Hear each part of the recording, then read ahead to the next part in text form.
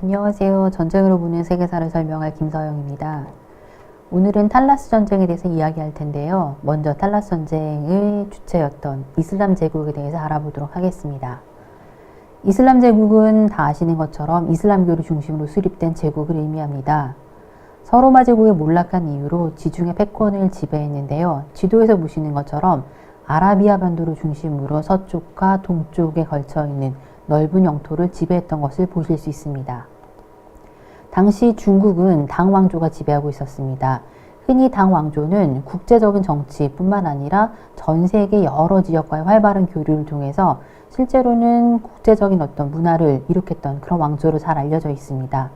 더욱이 활발한 정복전쟁을 통해서 영토를 확대시켰던 그런 왕조로도 잘 알려져 있습니다. 지도를 보시는 것처럼 실제로는 중국 본토뿐만 아니라 실제로는 서쪽 지역까지 걸쳐져서 넓은 영토를 지배했습니다.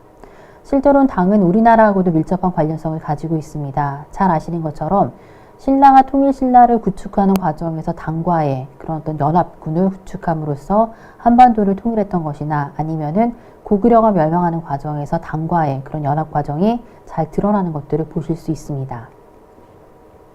특히나 당 같은 경우에는 실크로드를 더욱더 확대시키고 나머지 지역들에 대한 중국의 영향력을 확대시키기 위해서 중앙아시아로 가는 여러 가지 교역로와 교통로를 자신들이 확대시키고 거기에 대한 통제력을 강화시키는 것에 굉장히 많은 관심을 가지고 있었습니다. 보시는 것이 바로 이제 그 당시에 북방민족들이 활용했던 초원길과 그 다음에 중국과 중앙아시아 그리고 더 나아가서 유럽까지 연결되는 실크로드의 한 부분들입니다. 이 지도에서 보시는 이런 여러 가지 길들을 중국이 통제하기 위해서는 무엇보다도 중앙아시아에 대한 중국의 여러 가지 영향력들을 강화시킬 필요가 있었습니다. 특히나 이런 여러 가지 길들을 통해서 중국에서 생산되는 비단이라던가 차라든가 면직물과 같은 이런 여러 가지 물건들이 실제로는 콘스탄티노플, 오늘날의 이스탄불이라든가 이제 이런 지역들을 통해서 로마까지 건너갔던 것으로 추정이 됩니다. 전해지는 여러 가지 이야기들 중에 하나가 이제 율리우스 카이사르가 실제로는 중국에서 수입됐던 비단으로 토가를 만들어 있고 원로원에 실제로는 출근했다라는 그런 이야기들도 있습니다. 이렇게 중앙아시아에 대한 중국의 영향력 확보가 굉장히 중요해지면서 결국 중국은 계속해서 서쪽으로 진출할 수밖에 없었습니다. 반면 이슬람 제국은 계속해서 동쪽으로 자신들의 영향력을 확대시키어가는 그런 과정에서 결국 중국과 이슬람 제국이 패권이 충돌할 수밖에 없었는데 이들의 영향력이 서로 충돌하는 지역이 바로 탈라스강 유역이었습니다. 보시는 강이 바로 이제 탈라스 강인데요. 이 탈라스 강 근처에서 전투가 발발하게 되고 두 나라 사이에 전쟁이 발생하게 됩니다. 흔히 세계사에서는 중국과 이슬람의 이 전쟁을 동서양 간의 최초의 전쟁이라고 이야기하기도 합니다. 자, 751년에 발발했던 이 전투에서는 여러 가지 세계사적인 의미를 가집니다. 특히나 우리나라와도 밀접한 관련성을 가지고 있습니다. 그 당시 당나라 군대를 이끌었던 중국의 장수가 바로 고구려 유민이었기 때문입니다. 우리에게도 잘 알려진 고선지 장군이 당시 당나라 군대를 이끌었던 이제 중국의 장수였는데요.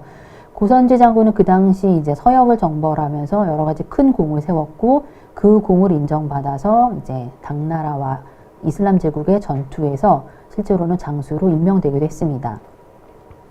지도에서 보시는 것처럼 이제 여러 차례에 걸쳐서 실제로는 서역을 정벌했고요.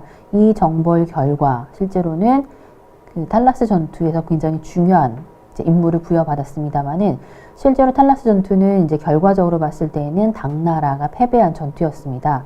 그래서 실제로 이런 부분에서 봤을 때는 뭐 여러 가지 원인들이 있겠지만 이제 결과적으로는 당이 이슬람과의 그런 여러 가지 뭐 경쟁력이라든가 또는 무기의 문제라든가 종교의 문제라든가 그 당시 정치적인 이런 관계들을 봤을 때 당나라가 이슬람에 비해서 상당 부분 많은 부분들이 뒤처져 있는 이런 어떤 수준을 보여주는 것이 아니냐라고 하는 이제 그런 부분들도 분명히 보여줍니다.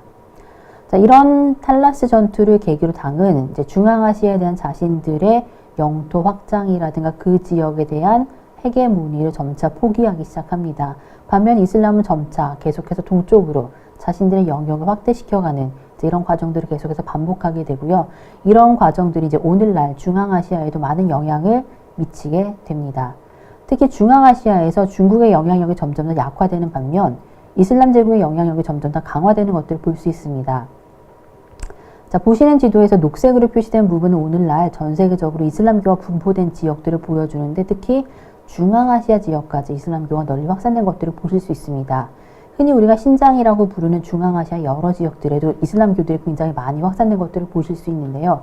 바로 탈라스 전투를 계기로 이슬람교가 중국으로 확산되었고 중앙아시아를 비롯한 많은 지역들에 오늘날까지도 많은 무슬림들이 존재하는 이유가 바로 이 전투를 계기로 시작된 것이라고 볼 수 있습니다.